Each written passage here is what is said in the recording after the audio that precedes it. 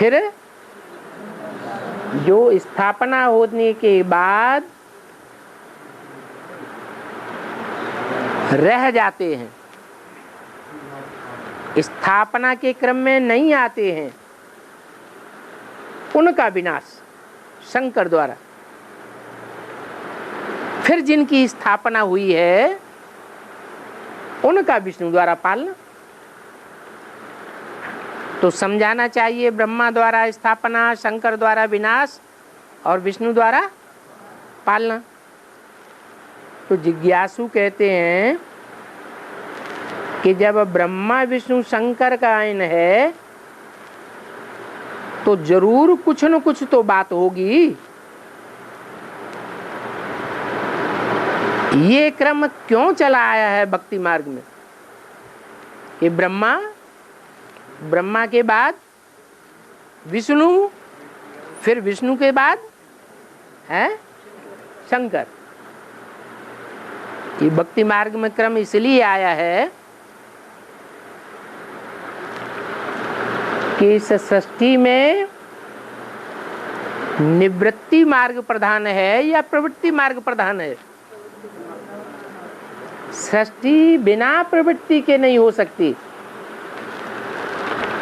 तो चाहे स्थापना हो, चाहे पालना हो, चाहे विनाश हो, टोटल स्थापना, पालना और विनाश तभी हो सकता है जब प्रवृत्ति हो जाए। तो ब्रह्मा द्वारा स्थापना, ये बात तो ठीक, क्योंकि स्त्री और पुरुष दोनों ही मिलकर के सृजन कार्य करते हैं, सृष्टि रचते हैं।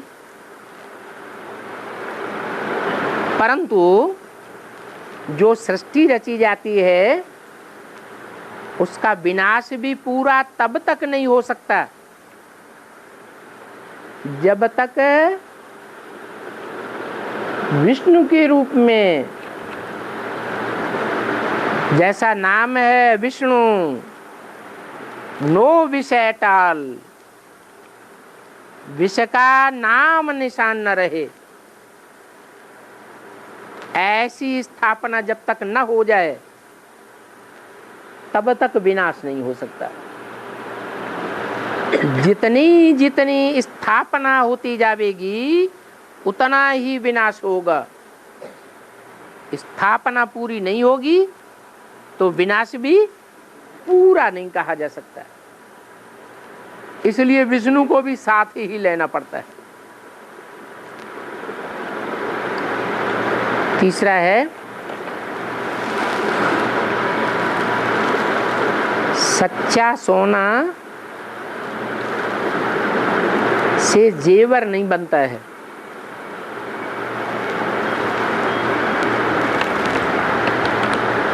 क्योंकि सच्चा सोना मोल्ड नहीं होता है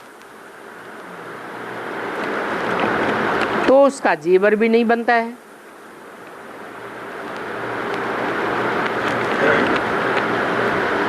सोना माने सच्चाई,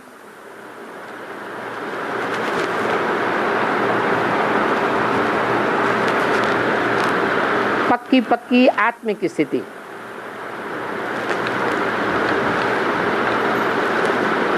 ऐसी आत्मिक स्थिति में टिकने वालों के द्वारा सुख ही सुख मिलता है।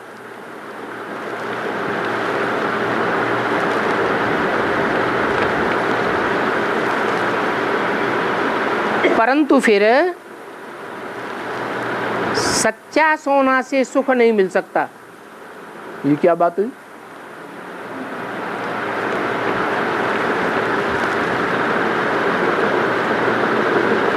सतयुग आदि में जो भी आत्माएं उतरेंगी परम धाम से वो 100% सच्ची नहीं होंगी, है? होंगी या नहीं होंगी? सतयुग में उतरेंगी या संगम में उतरेंगी, है? नहीं, संगम जब तक रहेगा तब तक सच्ची आत्माएं इस सृष्टि पर होंगी तो, लेकिन ऐसी सच्ची आत्माएं नहीं होंगी जो वाइब्रेशन से बच्चे की पैदाइश कर सकें।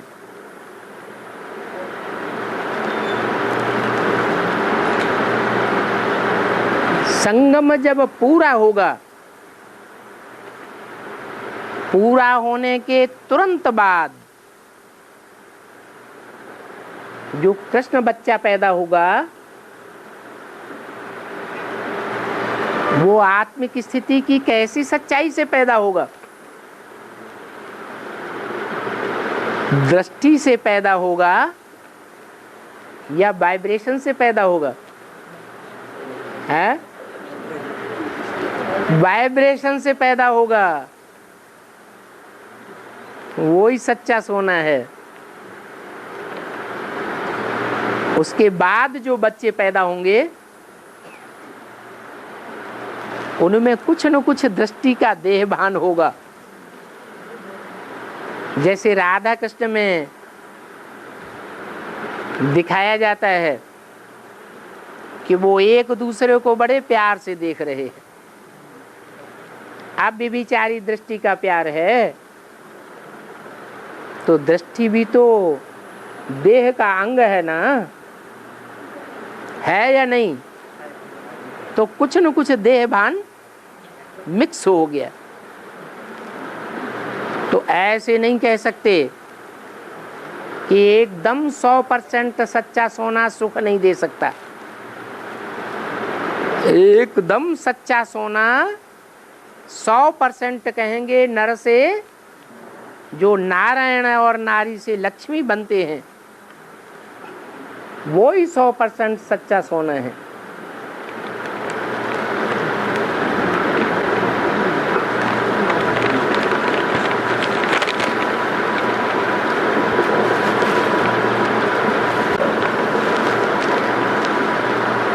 बाबा ने वार्तालाप में कहा है कि जड़ चित्रों से भी वाइब्रेशन मिलता है। जो जड़ चित्र है जिसमें आत्मा नहीं है उससे वाइब्रेशन कैसे मिल सकता है? जड़ चित्र में तो आत्मा नहीं है, लेकिन जड़ चित्रों को जो देखने वाले हैं कोई तो भावना वाले हैं और कोई ऐसे भी हैं जिनको कोई भावना नहीं होती जड़ चित्रों में। तो वाइब्रेशन किसको मिलेगा? भावना वालों को वाइब्रेशन मिलता है। जो भावना वाले नहीं होते हैं उनको वाइब्रेशन नहीं मिलता। वो जड़ ही के चित्र जड़ ही रह जाते हैं।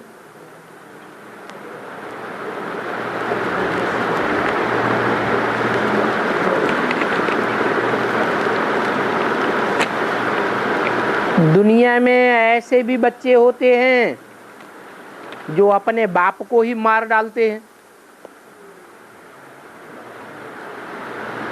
तो यहाँ भी ऐसे बच्चे होंगे।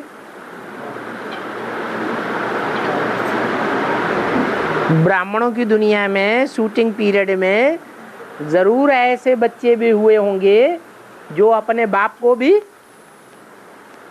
अनिश्चय बुद्धि बनाए देते हैं। अनिश्चय बुद्धि माने विनश्यते, मर जाते हैं।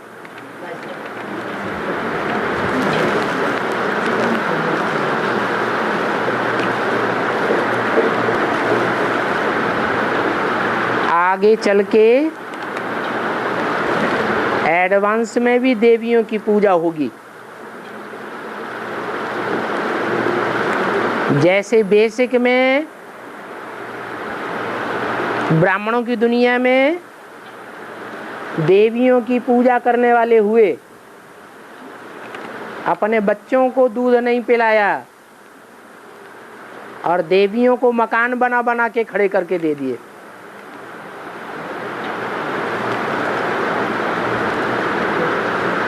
वो तो आधार मूर्त दुनिया है। आधार जड़ों को कहा जाता है। जड़ें ज्यादा पावरफुल होती हैं या बीज ज्यादा पावरफुल होता है? इसे साबित होता है कि जड़ें उतनी सतो प्रधान भी नहीं बनती और जड़ी उतनी तमो प्रधान भी नहीं बनती, लेकिन बीज जड़ों से भी जास्ती पावरफुल होता है। वो जास्ती तमो प्रधान भी बनता है तो जास्ती सतो प्रधान भी बनता है।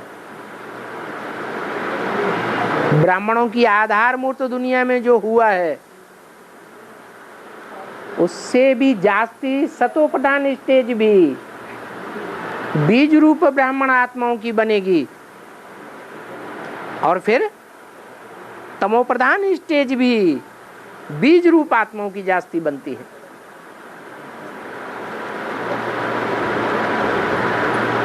तो क्या यहां भी दृष्टि का व्यभिचार शुरू हो जाएगा?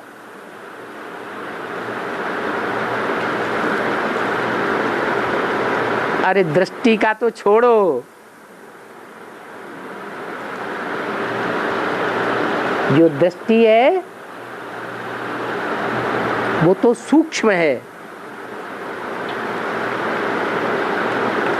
आंख को श्रेष्ठाचारी भी कहा जाता है और आंख भ्रष्टाचारी भी है। आंख सबसे जास्ती धोखेबाज भी कही जाती है, लेकिन और इंद्रियों को ऐसे नहीं कहते हैं। बीज रूप आत्माओं में तो पूरी तरह सब इंद्रियों से भ्रष्ट बन जाते हैं।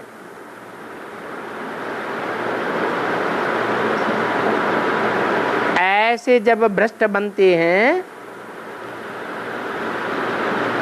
तब श्रेष्ठ भी बनते हैं। शिव बाबा कहते हैं मैं धोबी हूं। धोबी जब कपड़े धोता है तो क्या करता है? कपड़ों को सौंधता है। खेत में जो सफेद मिट्टी मिलती है ना, उस सफेद मिट्टी में कपड़ों को मिक्स कर देता है। जब कपड़े बिल्कुल गंदे देखने में आते हैं तब उनको घाट पर ले जाता है और शुद्ध पानी से धोता है।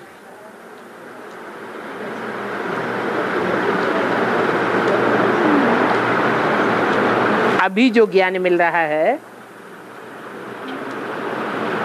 वो 100% शुद्ध है या ज्ञान भी सतो से रजो, रजो से तमो होता रहता है?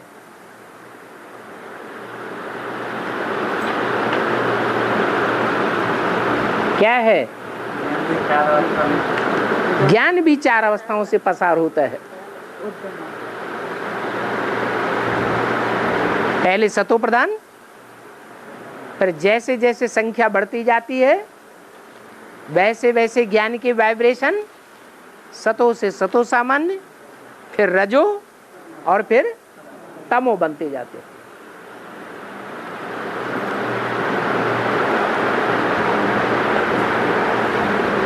तो अभी कपड़े सतो प्रधान बन रहे हैं, आत्माएं सतो प्रधान बन रही हैं कि और ही जास्ती तमो प्रधान बनती जा रही है।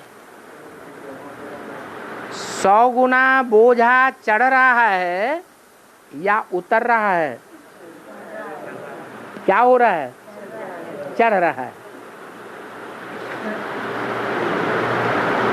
होते होते ऐसी स्टेज आ जाएगी जब सब अनिश्चय बुद्धि हो जाएंगे।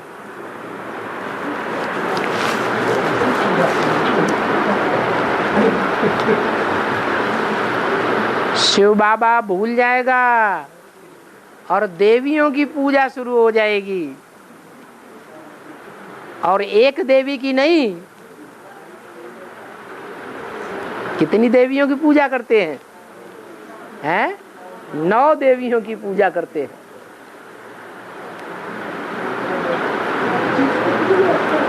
तो कहाँ एक में बुद्धि लगाना और कहाँ 9 में बुद्धि लगाना? तो बुद्धि के विचार में अंतर पड़ेगा या नहीं पड़ेगा? जैसे अभी बेसिक में होने लगा है, बेसिक में एक शिव बाबा को याद करते हैं कि अनेक दीदी दादी दादाओं को याद कर रहे हैं? अनेक दीदी दादी दादाओं को याद करने लग पड़े। तो क्या कहेंगे? तमो प्रधान बन गए या सतो प्रधान बने हैं? तमो प्रधान बन गए। वो आधार मूर्तों की दुनिया है, जड़ों की दुनिया है, षष्ठ वृक्ष की वो जड़ें हैं, और एडवांस में बीज हैं। ये बीज जास्ती तमो प्रधान बनते हैं। जब बीज धरणी में बोया जाता है तो बीज सड़ता है या नहीं सड़ता है? अरे बीज धरणी में बोया जाता है मिट्टी में, तो वो दाना खाक में मिलता है या नहीं मिलता है? जो गायन भी है कि दाना खाक में मिलकर गुले गुलजार होता है।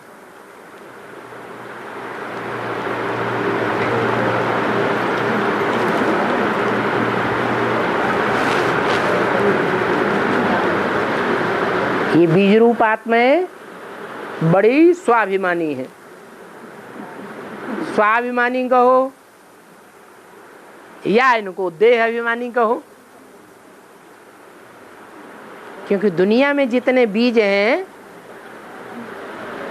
बीज रूप आत्माएं हैं, उन बीज रूप आत्माओं में एक ही आत्मा है जो सदैव स्वाभिमान में रहती है। कौन है? शिव ज्योति बिंदु। और बाकी सब, बाकी तो सब देहभान में रहते।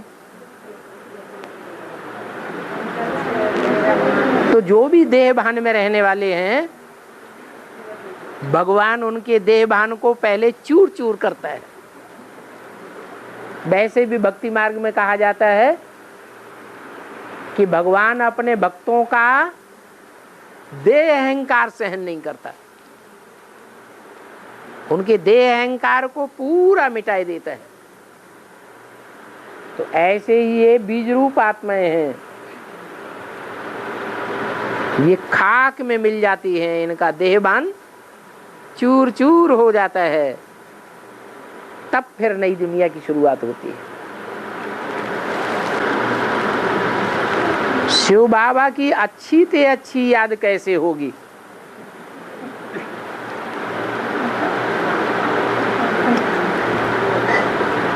अच्छा, पानी है, पानी न खट्टा होता है न मीठा होता है। कोई कहे पानी मीठे से मीठा कैसे होगा, तो क्या करते हैं? कहते हैं जितना गुड़ डालेंगे उतना ही मीठा होगा। तो अच्छे से अच्छा पुरुषार्थ करने के लिए, अच्छी से अच्छी याद करने के लिए गीत भी बनाया हुआ है। क्या गीत बनाया हुआ है?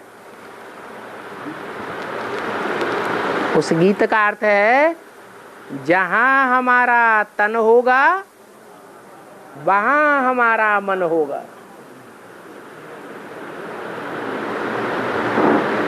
अगर आधा तन लौकिक में लगावेंगे, लौकिक संबंधियों की सेवा में लगावेंगे, और आधे तन की ताकत ईश्वरीय सेवा में लगावेंगे तो आधी याद आएगी या संपूर्ण याद आवेगी? आधी याद आवेगी। ऐसे ही जिंदगी का कमाया हुआ आधा धन ईश्वरीय सेवा में लगावेंगे और आधा धन आसुरी दुनिया की सेवा में लगावेंगे तो रिजल्ट क्या आवेगा? 100% रिजल्ट आवेगा या पूरा रिजल्ट आवेगा? है 50% ही रिजल्ट आवेगा। मन अगर 100% मन के संकल्प ईश्वरीय दुनिया के कंस्ट्रक्शन में लगावेंगे तो 100% रिजल्ट आएगा, अच्छी याद आएगी। अगर 50% मन के संकल्प फिल्मी दुनिया में लगा दिए तो 50% कम से कम दुनिया याद आएगी कि नहीं आएगी? आएगी। तो रिजल्ट क्या निकला? क्या निश्चित हुआ कि तन की ताकत, मन की ताकत और धन की ताकत आज की दुनिया में तन और धन ये बड़ी बात नहीं रह गई। क्या आज कुत्ते कार में घूमते हैं, हवाई जहाज में घूमते हैं, बिल्ली हवाई जहाज में घूमती है, मनुष्य सड़कों पे पड़े पड़े मर रहे हैं। तो मनुष्य के तन की ज्यादा ताकत है, ज्यादा वैल्यू है या जानवरों की ज्यादा वैल्यू है?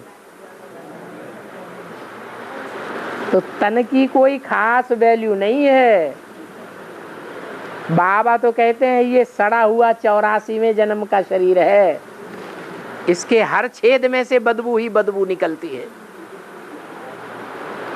कोई छेद ऐसा है शरीर में जिसमें से खुशबू निकलती हो? कोई छेद ऐसा नहीं है। तो ये सड़ा हुआ 84वें जन्म का अंतिम तन है। बाबा कहते हैं ये तुम्हारे पास कखपन है। क्या कखपन है? इसे अर्पण कर दो। धन की भी कोई वैल्यू नहीं है। तन और धन से भी ज्यादा आज मनुष्य के पास जो समय है उसकी वैल्यू ज्यादा है। बहुत से ऐसे हैं जो अपना धन लुटाए देते हैं ईश्वरीय सेवा में, लेकिन टाइम नहीं देते। बहुत ऐसे हैं जो अपनी बीवी बाल बच्चों को भी स्वाहा कर देते हैं, लेकिन अपने कारखाने नहीं छोड़ते, अपनी लौकिक दुनिया का जो महत्व है उसे ज्यादा देते हैं। तो समय की वैल्यू ज्यादा हुई या तन की और धन की वैल्यू ज्यादा हुई? समय की वैल्यू आज की दुनिया में सबसे जास्ती है। तो तन भी ईश्वरीय सेवा में अर्पण करना है, धन भी अर्पण करना है और समय भी 24 घंटे में से 12 घंटे ईश्वरीय सेवा में लगाएंगे और 12 घंटे आसुरी दुनिया में लगाएंगे। तो रिजल्ट आधा आधा आएगा या 100% आएगा? आधा आधा ही आएगा। आगे रही संबंधों की ताकत। जो भी लौकिक दुनिया के संबंध हैं, मान लो हमारा कोई दोस्त है बचपन का और वो बचपन का दोस्त अभी बड़ा मिनिस्टर बन गया, तो संबंध तो है ना, संबंध की ताकत तो है ना। अगर कोई उस ताकत को, अपने बचपन के संबंध की ताकत को ईश्वरीय सेवा में लगाना चाहे तो लगा सकता है कि नहीं लगा सकता है? लगा सकता है। हिम्मत करे तो लगा सकता है।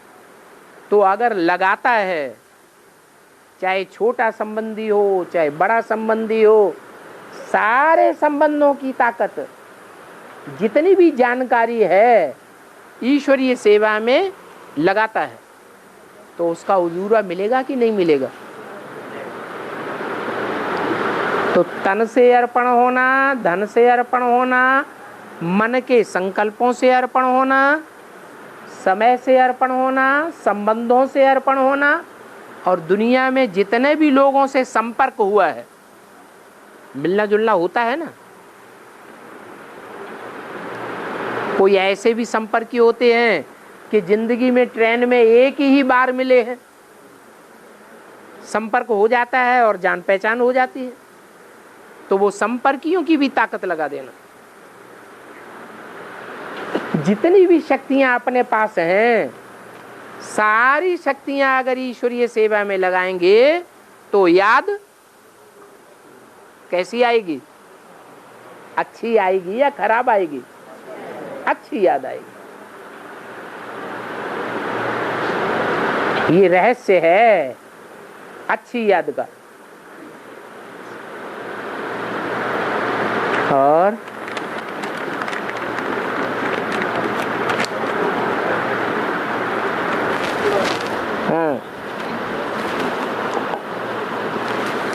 बाबा, जब पूरे 84 जन्मों के पाठ को जानेंगे तभी आत्मिक स्थिति बनेगी, या नहीं बनेंगे तो, नहीं जानेंगे तो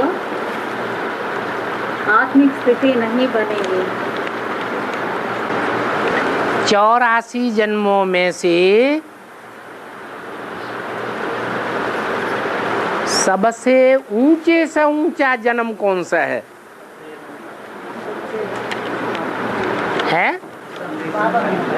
कौन सा जन्म? संगम युग के ब्राह्मण जन्म का अंतिम स्टेज का जो स्वरूप है, उसकी हमको अगर पहचान हो जाए तो आत्मिक स्थिति जरूर बनेगी।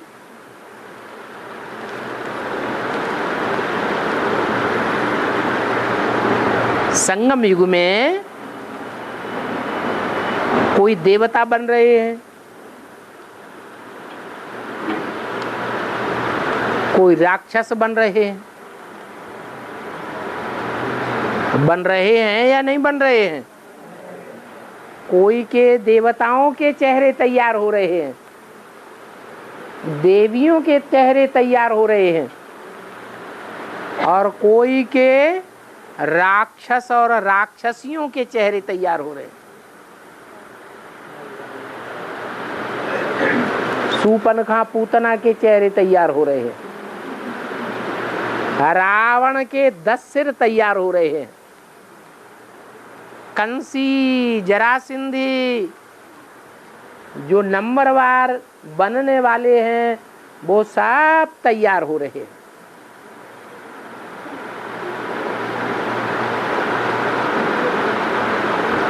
तो उनको अपना पार्ट जब प्रत्यक्ष हो जाएगा तो अपनी ताकत का भी पता चलेगा या नहीं चलेगा? उस स्टेज में टिक जाएंगे।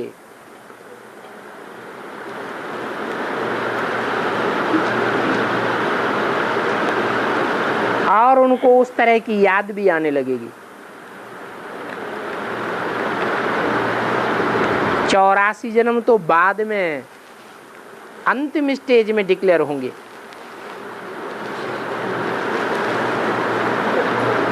अभी तो जमाना कंप्यूटराइज्ड होता जा रहा है।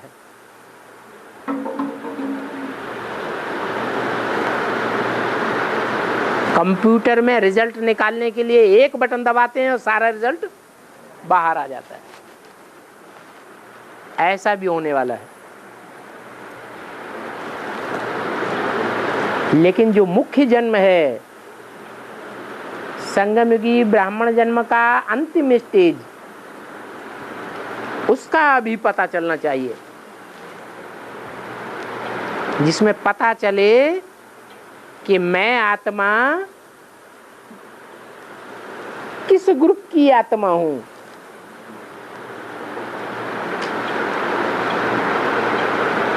ब्राह्मणों की 9 कुरियां हैं,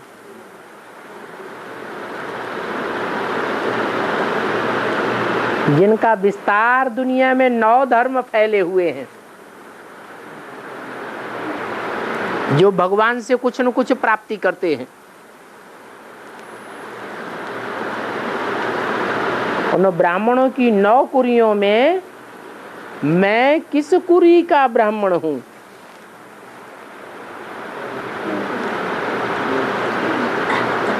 और दुनिया के रंगमंच पर किस धर्म विशेष में मुझे विशेष पार्ट बजाना है?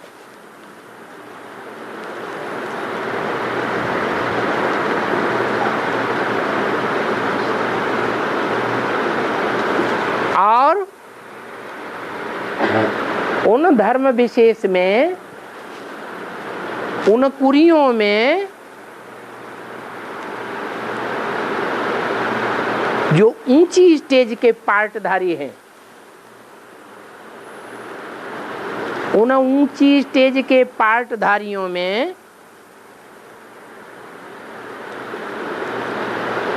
अथवा उन पार्टधारियों से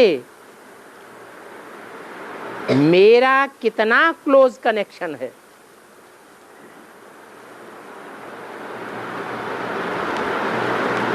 जैसे सूर्यवंश का बाप है,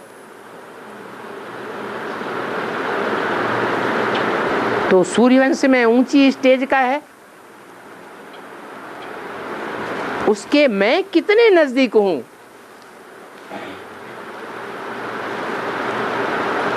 माला में मेरा किस नंबर की कुर्सी है? यहां तक पता चले तो नशा क्यों नहीं चढ़ेगा? नशा चढ़ता जाएगा, आत्म की स्थिति बढ़ती जाएगी,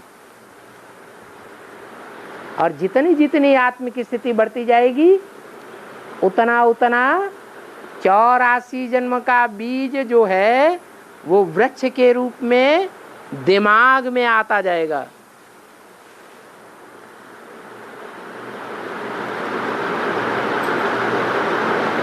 उदाहरण के तौर पर जैसे रामकृष्ण की आत्माएं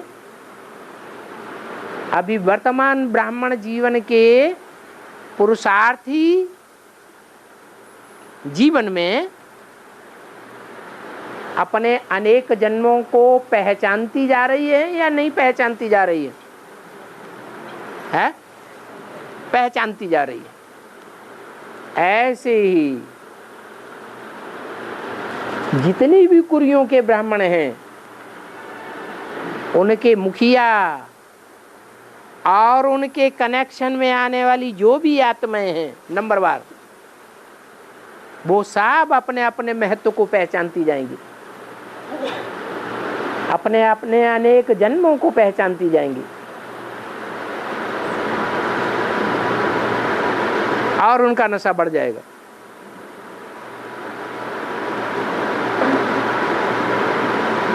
अंत में ऐसी भी स्टेज आएगी कि हर आत्मा अपने पार्ट में संतुष्ट हो जाएगी।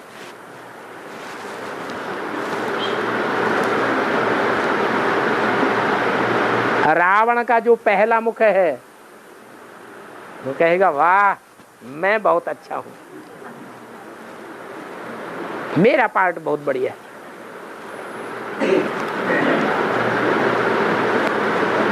और अरे और 5 मिनट हैं।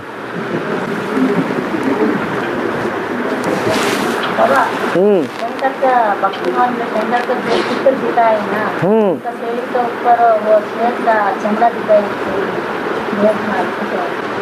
शेर का चमड़ा दिखाया है ना, पहने हुए दिखाया है। हाँ, उसका मतलब है कि जो वस्त्र है उसे दिखाते हैं, उसका नाम दिया है बाघ अंबर। अंबर माने कपड़ा। ये शरीर क्या है? कपड़ा है। तो चित्र में उनका शरीर कैसा पार्ट बजाने वाला है वो चित्रित किया गया है। कैसा पार्ट बजाने वाला है? टाइगर का पार्ट बजाने वाला है, बाघ का पार्ट बजाने वाला है। अपने भारत देश में राष्ट्रीय पशु का नाम क्या दिया है? पशु टाइगर नाम दिया है। टाइगर की क्या खासियत होती है? देवियों में दो तरह की देवियां प्रसिद्ध हैं, बाघंबरी देवी और दूसरी सिंहवाहिनी देवी। एक सिंह के ऊपर सवारी करती है और एक बाघ के ऊपर सवारी करती है। तो बाघ में और शेर में क्या अंतर है? शेर सीधा साधा होता है, तिकड़म नहीं होती है उसके दिमाग में, भले पावरफुल ज्यादा है, बहुत ताकत वाला है, लेकिन दिमाग उतना नहीं है जितना दिमाग से काम, तिकड़म से काम बाघ टाइगर करता है।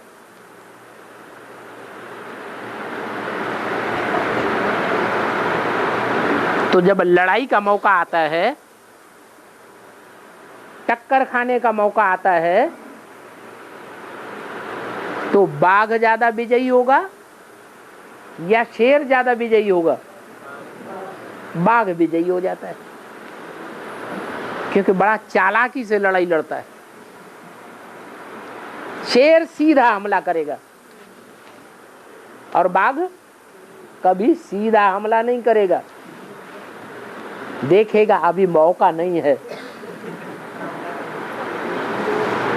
तो किनारा कर देगा, और जैसे ही मौका देखेगा वैसे ही हमला कर देगा।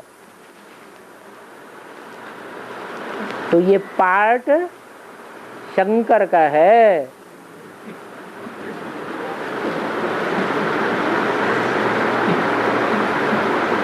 इसलिए शंकर को बाघ की चर्म पहने हुए दिखाया जाता है।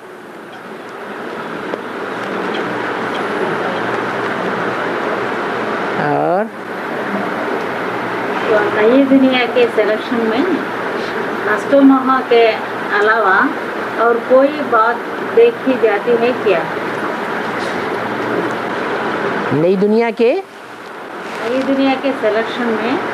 सिलेक्शन में ये बात मुख्य रूप में पहले देखी जाती है। क्या? नष्टो मोहा कितना बना है अलावा और कोई बात देखी? अभी नई दुनिया तैयार हो रही है कि नहीं? ब्राह्मणों में है नई दुनिया तो तैयार हो रही है। तो नई दुनिया में रिजल्ट भी निकल रहे हैं या नहीं निकल रहे हैं? पहले 3 आत्माओं के रिजल्ट निकले। क्या? कौन सी 3 आत्माएं? ब्रह्मा, बाप और जगदम्बा। 3 के पार्ट प्रत्यक्ष हुए। उन तीनों के पार्ट प्रत्यक्ष होने में मूल परीक्षा किस बात की थी? नष्टो मोहा स्मृति लब्धा। ऐसे ही जो अष्टदेव हैं उनके भी पार्ट प्रत्यक्ष होते हैं। उनमें से ऐसा एक भी देवी देवता नहीं होगा अष्टदेवों की श्रेणी में जो नष्टो मोहा वाला ना हो। ज्ञान में आने से लेकर और अब तक का जीवन उन अष्टमूर्तियों का ठोक ठोक के देखा जाए तो क्या साबित होगा? कौन सी बात विशेष साबित होगी? नष्टो मोहा स्मृति लब्धा। भगवान को पहचाना है तो भगवान के कार्य में तन मन धन समय संपर्क और संबंध लगाएंगे या लौकिक संबंधियों में लगाएंगे? मन से किसको याद करेंगे? किसको याद करने वाले होंगे? हैं? बाप को ही याद करेंगे, बाप का ही काम करेंगे। और कोई भी लौकिक संबंधी की याद में बुद्धि नहीं लगा सकते। उनका पत्र व्यवहार लौकिक संबंधियों के साथ नहीं चलेगा, बुद्धियोगी नहीं चलेगा। फोनबाजी लौकिक संबंधियों के साथ नहीं चलेगी। आना जाना भी किसके साथ नहीं चलेगा? लौकिक संबंधियों के साथ नहीं चलेगा।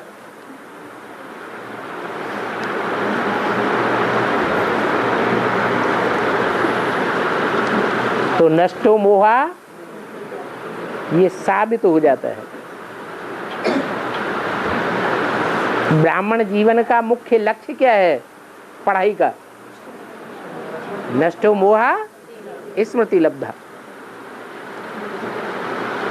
और ऐसे भी नहीं कि अंत समय में ये दिखाई दे,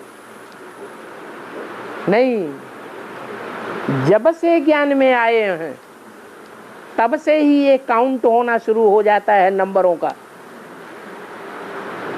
कि कितने नष्टो मोहा बने हैं। लंबे समय का पुरुषार्थ, अंत समय की जो माया की परीक्षा होगी, फाइनल पेपर की, उसमें ये अभ्यास काम में आवेगा। ऐसे नहीं थोड़े समय का अभ्यास, लंबे समय का अभ्यास काम आएगा। और 2500 साल में 63 जन्म लेते हैं, आयु कितनी होगी? क्या 2005? हाँ, 2500 साल में 63 जन्म लेते हैं। 2500 वर्ष में 63 जन्म लेते हैं। हाँ लेते हैं। हाँ, आयु कितनी होगी?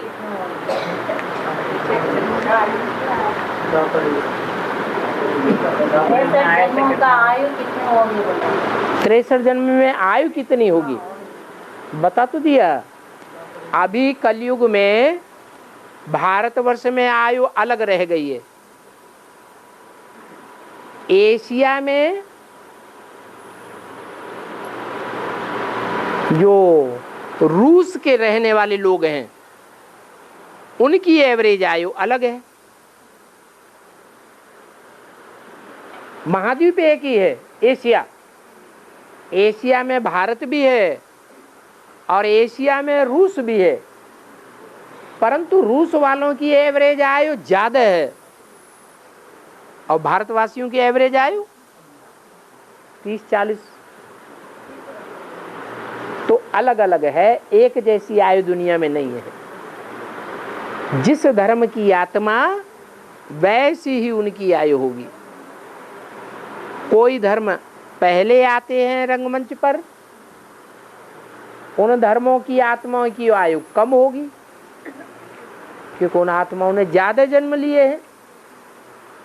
और जो आत्माएं लास्ट में उतर रही हैं परम धाम से, जैसे रूस की नास्तिक धर्म की आत्माएं, तो उनकी आयु ज्यादा है। जो रशियंस हैं वो कोई कोई तो आज कलयुगी दुनिया में 100 वर्ष से लेकर के 125 वर्ष से भी ऊंची आयु के होते हैं। इंडिया में कोई की 100 साल से ऊपर आयु नहीं होती। क्यों नहीं होती? क्योंकि वो आदि वाली आत्माएं हैं। उन्होंने ज्यादा जन्म लिए हैं भारतवासियों ने, और रूस वालों ने बहुत कम जन्म लिए। नई उतरी हुई आत्माएं हैं, तो सतो प्रधान स्टेज है। और बाबा भक्ति मार्ग में देवियों का मंदिर दिखाते हैं ना, एक देवियों का ऊपर सांप का 5 सिर का 7 सिर का सांप दिखाया हुआ देवियों का मंदिर में। हाँ, तो क्या देखना है? यहाँ सांप नहीं चढ़ बैठते हैं। सांप काटते हैं कि नहीं काटते हैं? जब सांप काटते हैं तो नशा हो जाता है कि नहीं? उन सांपों से बचने के लिए एडवांस में कन्याओं माताओं की ज्यादा सुरक्षा से रखा जाता है, या बेसिक वालों की तरह रखा जाता है? कैसे रखा जाता है? हैं? उन सांपों से काटने से बचने के लिए कन्याओं माताओं को ज्यादा सुरक्षा दी जाती है। अगर सुरक्षा में न रखा गया और किसी सांप ने डस लिया तो कन्या कहाँ चली जाएगी? वो बाहर की दुनिया में नशा चढ़ जाएगा।